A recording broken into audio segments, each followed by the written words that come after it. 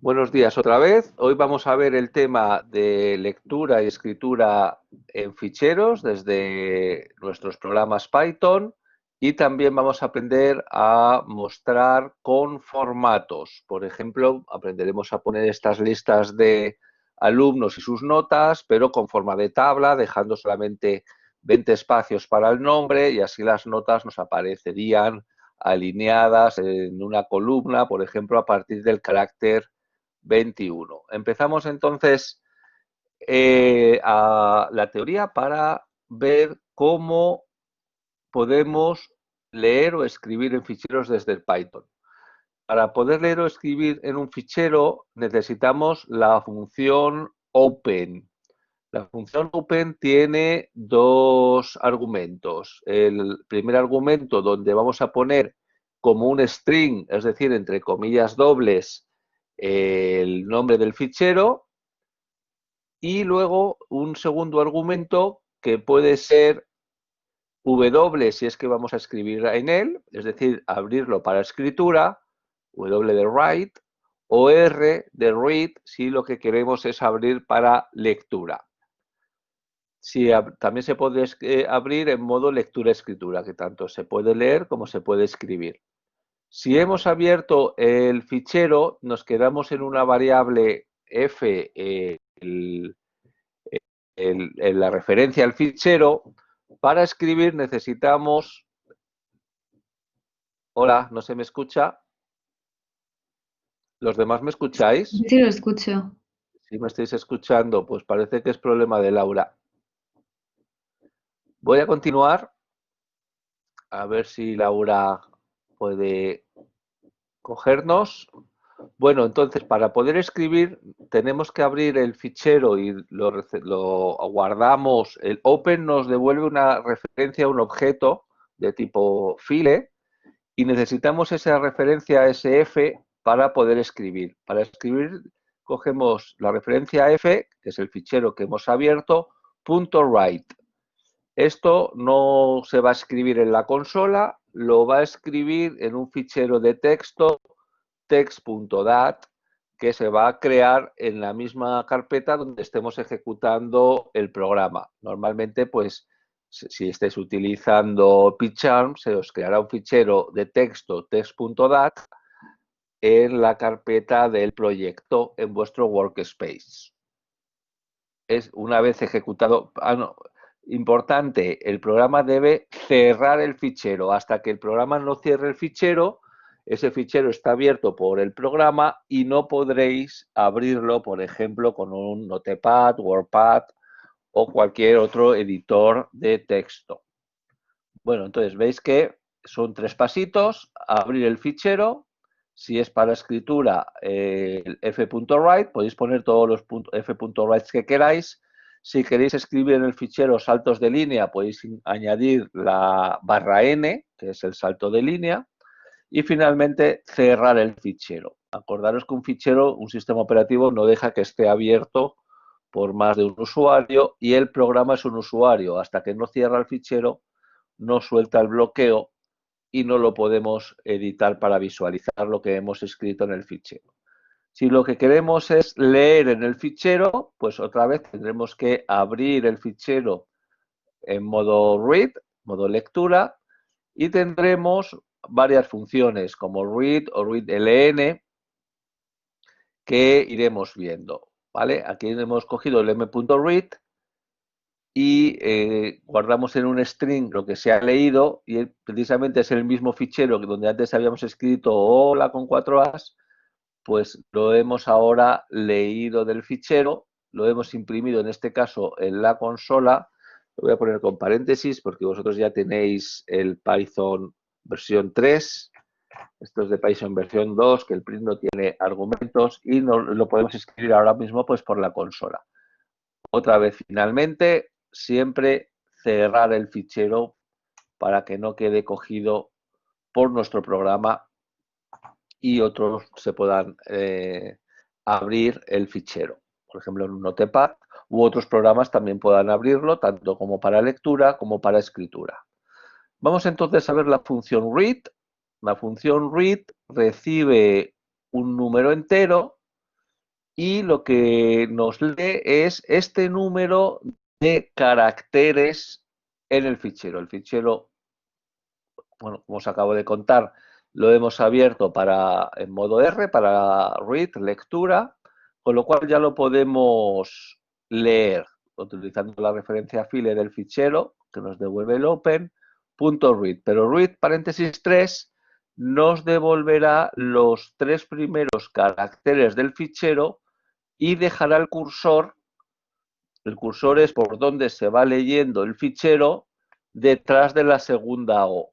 De forma que si volvemos a hacer otro read 2, lee los 2 siguientes caracteres del fichero, que vuelven a ser otras 2 O's, y dejará el cursor de lectura del fichero detrás de la cuarta O. Si ahora volvemos a leer 3 caracteres más, pues nos devolverá el la, y como no hay el LA, que es el siguiente y el siguiente carácter, como no hay más caracteres, habremos terminado de leer el fichero. Ya no nos puede dar más que el número de caracteres que tenga el fichero. Finalmente, pues podemos hacer un close. Entonces, el read es para leer en un fichero diciéndole exactamente cuántos caracteres queremos leer, y vuelvo a repetir, moviendo el cursor a la derecha ese número de caracteres para que el siguiente read lea los siguientes.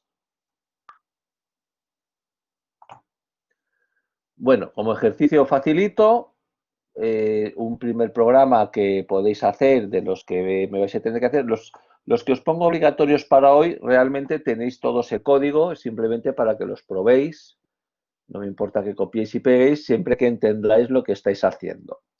Básicamente es hacer un primer ejercicio, llamarlo ejercicio 5.1.pi, donde vais a hacer un programita que escriba 3 líneas en un fichero. Línea 1, barra n es el salto de línea 2, barra n es el otro salto de línea 3. Y si queréis un salto de línea más, y finalmente cerrar.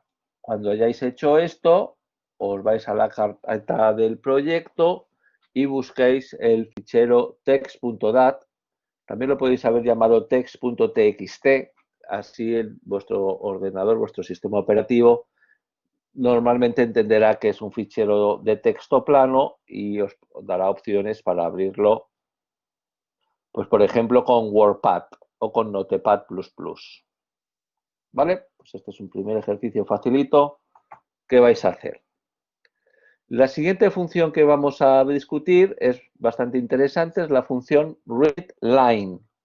Read leía un número de caracteres, readLine tiene paréntesis, paréntesis, no le ponemos ningún número, no tiene argumento, y lo que hace es leernos una línea entera hasta que encuentre un barra n, hasta que en el fichero haya un salto de línea, si lo habéis hecho desde un editor de texto, hasta el intro. ¿De acuerdo? Entonces, si abrís el fichero que antes habéis escrito, que ponía línea 1, línea 2, línea 3, lo abrís ahora para lectura, imprimís el f.readline, escribirá la primera línea entera, línea 1.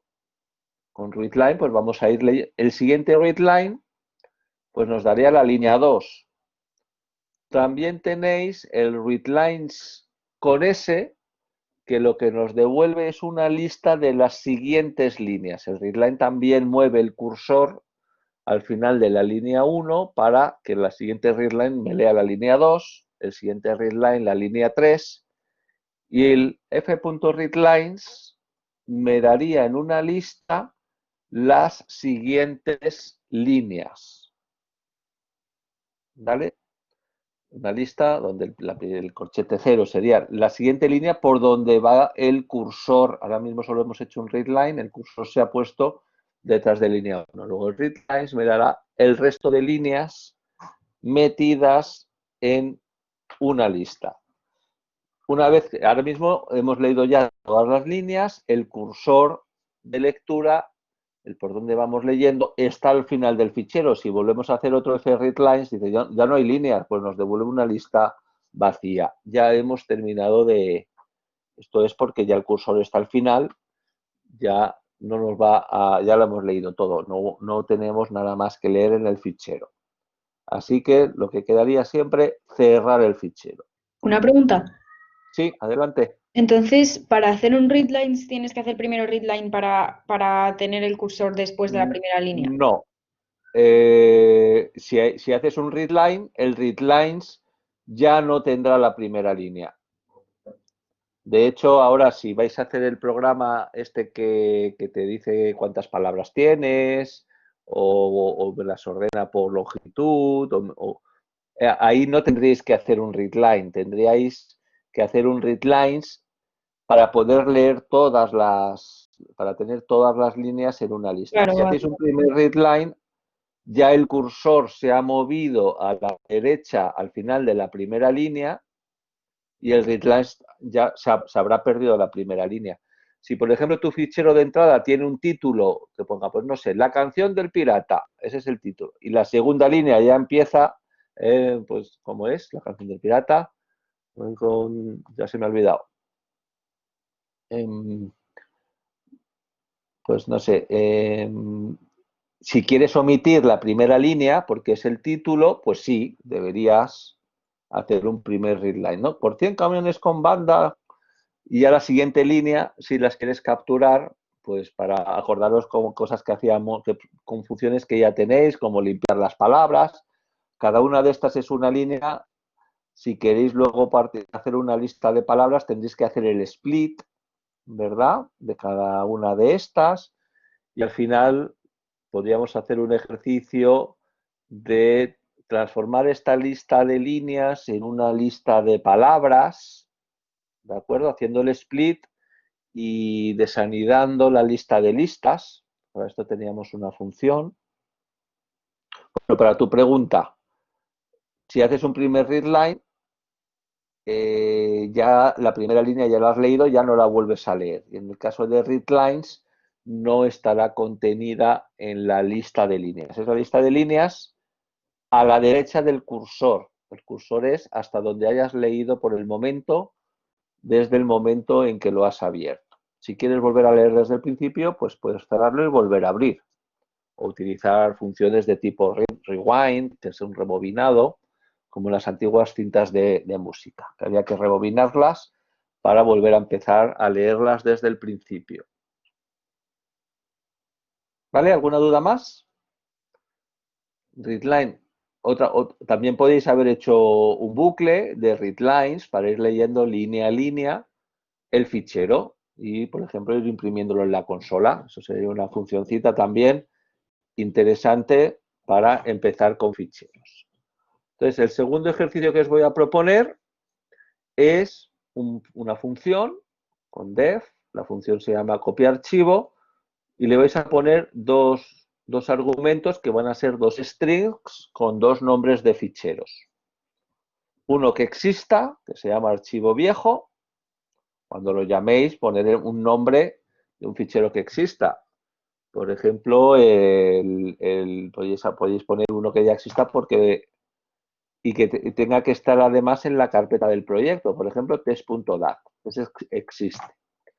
Entonces nos dicen que queremos ir leyendo un fichero e ir escribiendo otro fichero que se llame además archivo nuevo, o lo que nos pongan al llamar en esta función aquí en el segundo argumento, y que vaya copiando las líneas, pero dejando las líneas de 50 caracteres en 50 caracteres.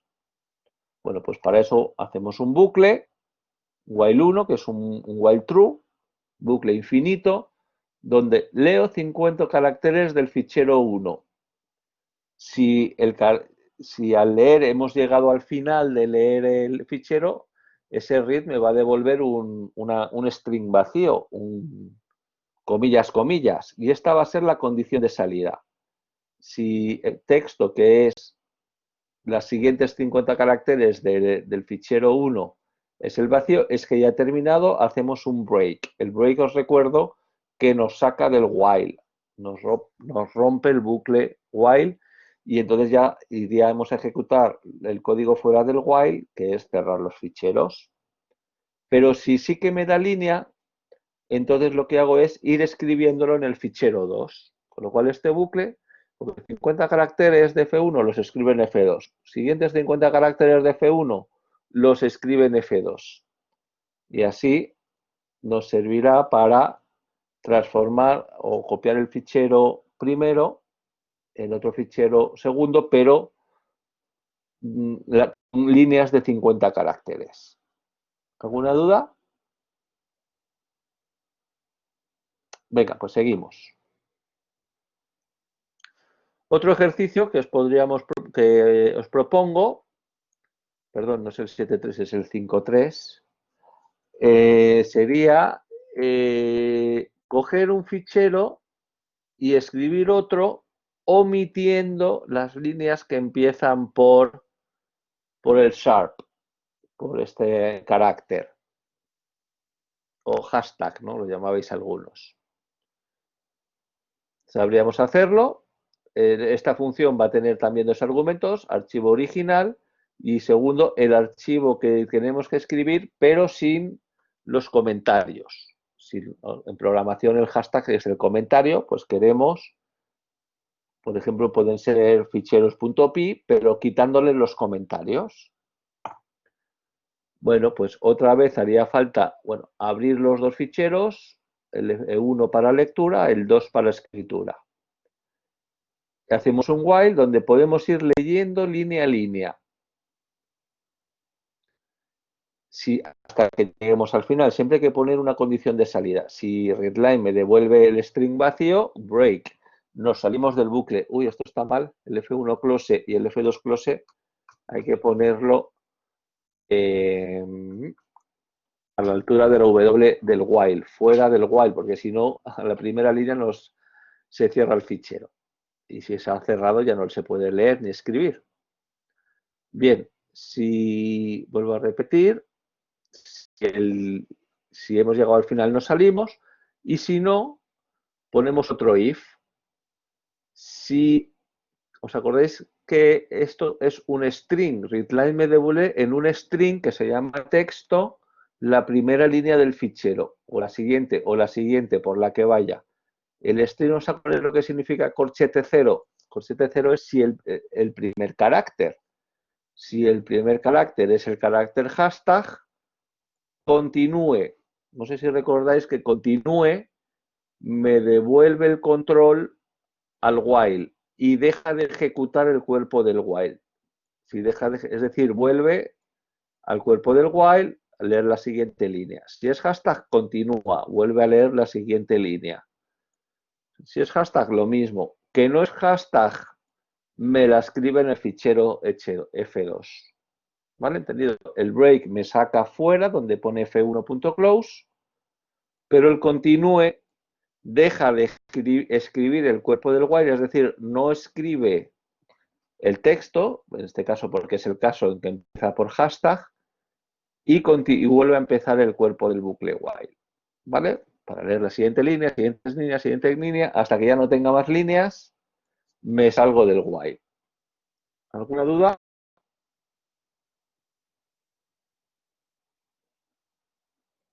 Perfecto, pues hacerlo, cuidado porque las notas tenéis este close, lo tenéis intentado a la derecha, está mal, fuera del cuerpo del while. Una vez que nos hemos salido del bucle que va leyendo todas las líneas, cerramos los dos ficheros.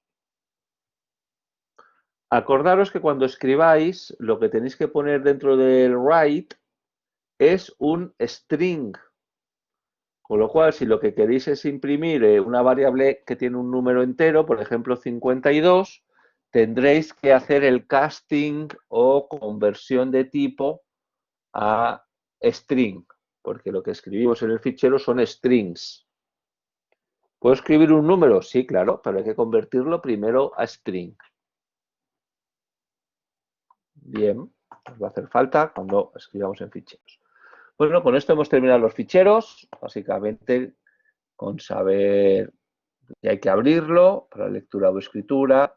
Si es para la escritura tenéis el write y después se cierra el fichero con close. Si es para la lectura tenéis el read para leer un número fijo de caracteres, readlines, que es al final es que os puede usar para servir para leer línea por línea, o readlines con S, que nos devuelve en una lista en una lista de strings cada una de las líneas, con cada una de las líneas.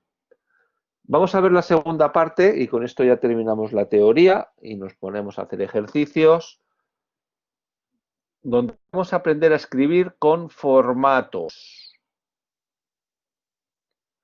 Esto de los formatos es muy similar a los que sabéis a programar en C, a los formatos de la función printf en otros lenguajes de programación. Y bueno, ahora vamos a ver cómo nos va a ayudar.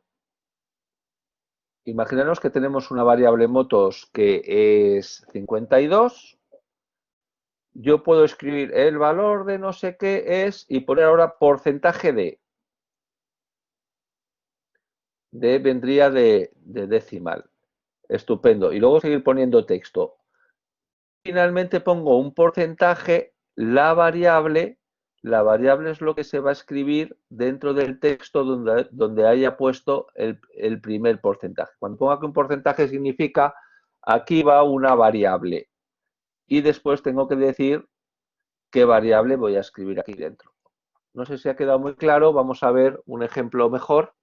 Imaginemos que lo que escribimos es en porcentaje de no sé cuánto es, luego le daremos el valor, es una variable. Días, ingresamos, porcentaje F, millones de porcentaje S. Aquí hay tres variables y veis que en el porcentaje en realidad lo que estamos diciendo es el tipo. Porcentaje D es que aquí voy a poner un número entero y se va a poner con formato de entero. Porcentaje F es un float, podemos poner puntos decimales. Y luego porcentaje S, que va a ser un string. Aquí vamos a poner euros, dólares, yuanes, la moneda que sea. Perfecto. Después de esta expresión hay que poner porcentaje y ahora sí las variables o los valores que queremos que se escriban en el texto. Vosotros hasta ahora lo hacíais concatenando, ¿verdad? Poníais en, cierro comillas dobles, más la variable, más, abro llaves, perdón, comillas dobles, espacio, días, ingresamos, espacios, más. Bueno, pues con este formato lo hacemos mucho más cómodo y además indicamos cada variable cómo queremos que se vea. Porcentaje de como un entero, al final aparecerá en 34 días ingresamos porcentaje F como float, luego veremos ahora con los formatos cómo decir que solo quiero dos decimales, por ejemplo, y porcentaje S que espera el valor de una variable, en este caso no hemos puesto una variable, sino una expresión fija, dólares, pero podríamos poner aquí una variable. El float, si no decimos nada más, ahora veremos cómo decirlo, va a imprimir 6 decimales. Pero con formatos podremos indicar cuántas decimales queremos. Muy bien, entonces, si queremos un número fijo de espacios para escribir un entero y así poder hacer que la salida de una lista de números, pues por ejemplo, a la derecha siempre acaben todas, pues las escribimos en las siguientes líneas, pero no es lo mismo escribir un 2 que un 12, que un 222, porque si queremos que acaben en la misma columna para hacer una tabla y quede más bonito, podemos utilizar porcentaje 6D y luego porcentaje el valor o variable. Esto es entre comillas dobles, que significa que esto es lo que voy a imprimir o escribir en un fichero. ¿Esto qué significa? Que este entero siempre va a ocupar 6 posiciones, ya sea 6, 66 o 666. ¿Vale? Con lo cual, si yo siempre los escribo los números en diferentes líneas con este formato, acabarán, repito, el último dígito del decimal en la misma columna que es en el carácter sexto y nos dejará pues mucho más bonito. Lo mismo un float, Aquí estoy diciendo 12 posiciones para el float, sea lo largo que sea, quedará alineado siempre a la derecha en la posición 6. Si lo que queremos es poner el número a la izquierda, pues le ponemos un menos. Significa, sí, voy a ocupar 6 posiciones, pero este número me lo pego a la izquierda. Lo bueno que si escribo otra cosa, siempre va a estar en el carácter séptimo. Si ahora pusiera el nombre, por ejemplo, del alumno, todos los nombres empiezan alineados en el mismo carácter. Vamos a ver otro ejemplito. Sí, y la manera de poner los decimales es con el 2.2f. 12 caracteres y .2f significa, por favor, solo quiero 2 decimales. Y pegado a la derecha, acabando en el carácter doceavo, por donde vaya escribiendo, evidentemente. Porcentaje, el valor. El valor 6,1, pero siempre me va a fijar, lo estoy diciendo aquí, 2 decimales. Con lo cual puedo poner alineados en una tabla y luego escribirlo en el fichero, en la consola, pero donde sea, pero me va a quedar alineado y siempre con 2 decimales. Entonces, ¿os acordáis del ejercicio opcional que hicimos ayer? Que recogimos nombres y notas de estudiantes, sugerimos que los fueseis recogiendo por teclado y guardando en un diccionario con parejas. El diccionario puede llamarse notas, y notas, si es un diccionario, tiene parejas clave-valor. La clave es el nombre, el valor es su nota, ¿no? No sé si lo hicisteis algunos, pero seguramente si lo imprimisteis no os quedaba en forma de tabla, que es muy conveniente para luego colgar las notas y que quede más bonito. Entonces, ¿os acordáis del notas.keys? Me devuelve una lista con las claves, en este caso los nombres de los estudiantes. Esa lista la puedo ordenar con el punto sort. Me van a ordenar en orden alfabético, en el orden lexicográfico, es decir, de la A a la Z, todos los nombres de los estudiantes. Y luego podemos hacer un for para recorrer esta lista. El que ya me da una lista de nombres. Sabéis que las listas se pueden recorrer con un for. Estudiante primero va a ser el primer estudiante, luego el segundo, luego el tercero. Así, para todos los estudiantes, ¿qué voy a imprimir? Pues aquí estoy usando los formatos. Porcentaje, menos, ¿qué significa? Menos es pegado a la derecha, porque el nombre pegado a la derecha, ya sea Luis, Eva, Miriam o Evaristo, que es un nombre más largo, lo quiero pegar a la derecha. Bueno, pues menos. Pero estoy diciendo que siempre ocupe 20 caracteres. Y es porque es un string. Aquí se lo doy el string, estudiante, que es ese iterador, que primero es el primer estudiante, luego es el segundo, luego es el tercero. Estoy escribiendo este string.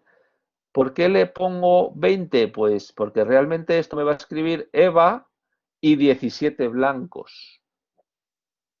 ¿Vale?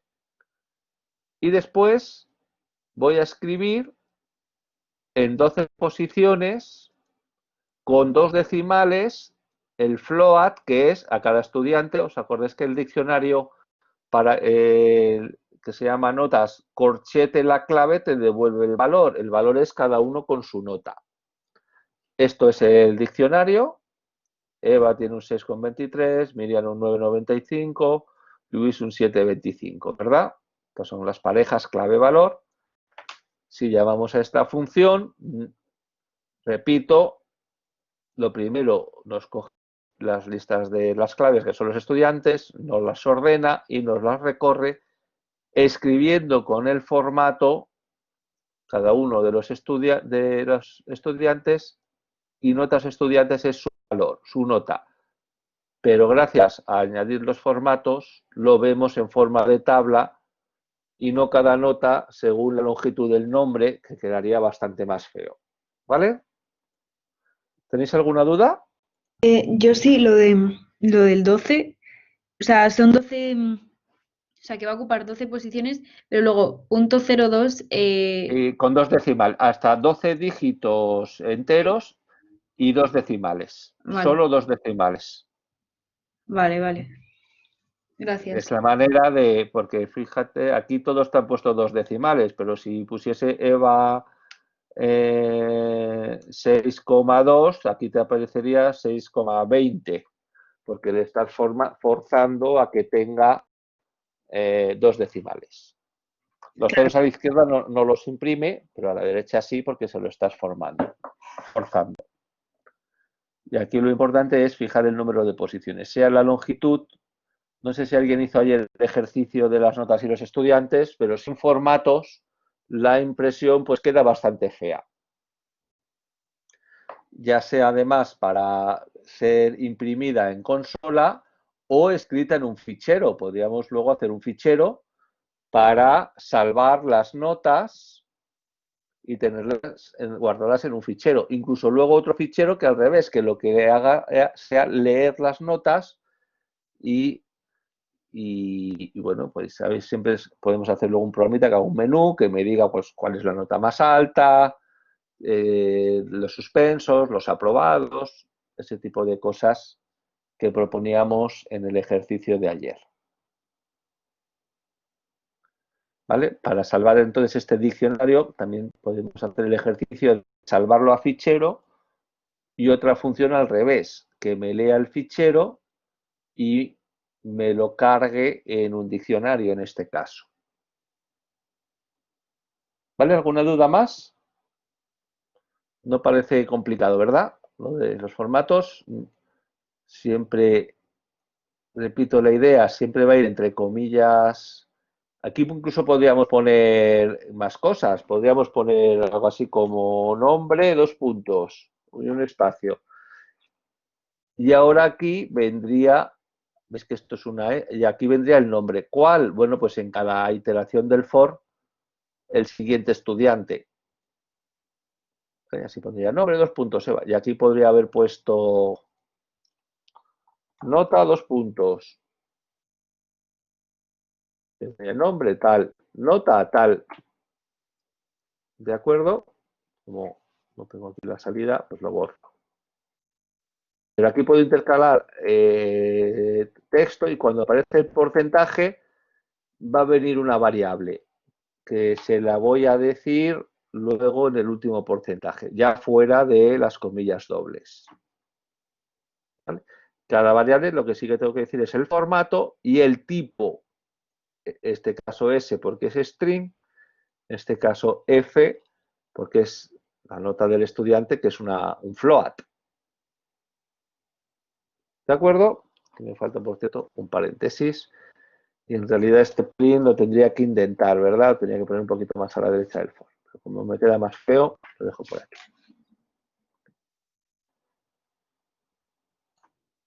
Vale, pues con esto hemos terminado la teoría. ¿Qué más ejercicios os propongo?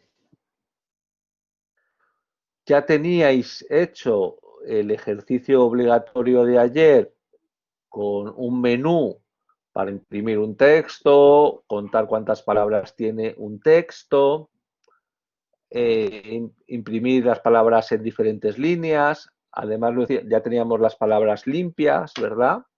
Y en minúsculas, así no podemos contarlas. Y que pirata con mayúsculas sea diferente de pirata con minúscula. Imprimir las palabras ordenadas, eso es tener una lista de palabras ya limpias y hacerle el punto sort y luego imprimirlo. O las de longitud n, o dame la palabra más larga, más corta, ordenadas por su longitud. Incluso os puedo proponer también como opcional que hagáis, dime cuál es la palabra más frecuente, si contáis las palabras, luego me decís cuál es la palabra que aparece más veces, pero la diferencia es que ya no va a ser de una frase leída por teclado, sino, sino de un fichero. Os buscáis la canción del pirata de Espronceda, la tenéis en internet, la copiáis, la pegáis en un fichero de texto que se llame la canción del pirata.txt y este programa no te va a preguntar nada por teclado. Cuando lo ejecutéis, me va a leer el texto que le diga. Claro, este texto tiene un montón de puntuaciones, exclamaciones. Por eso hicimos ayer la función limpia. Visteis en programación funcional, hicisteis un map para coger cada palabra. Bueno, lo primero que hacéis cuando leéis un fichero de estos, podéis hacer el readlines y recibir una lista de frases. A cada frase hay que hacerle el split y desanidarlo para al final transformar en algo que tenéis que tener una variable que se llame lista de palabras. ¿Vale? Esas palabras ya le hacéis el map para limpiarlas a todas, tener una lista de palabras limpias y luego ya una funcioncita, que estas ya las tenéis, similar a estas funciones que trabajan con listas de palabras. Además de leer de un fichero, la modificación del ejercicio que antes se llamaba 4.4, quiero que cuando escribáis con formatos. ¿Vale?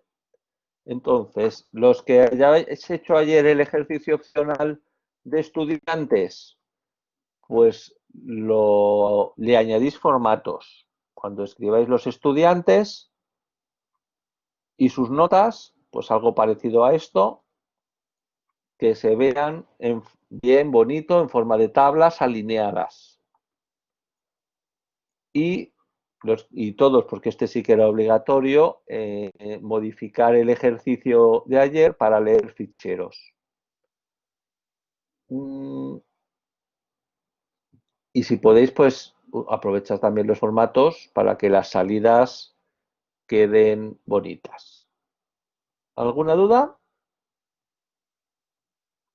Pues ánimo con la programación.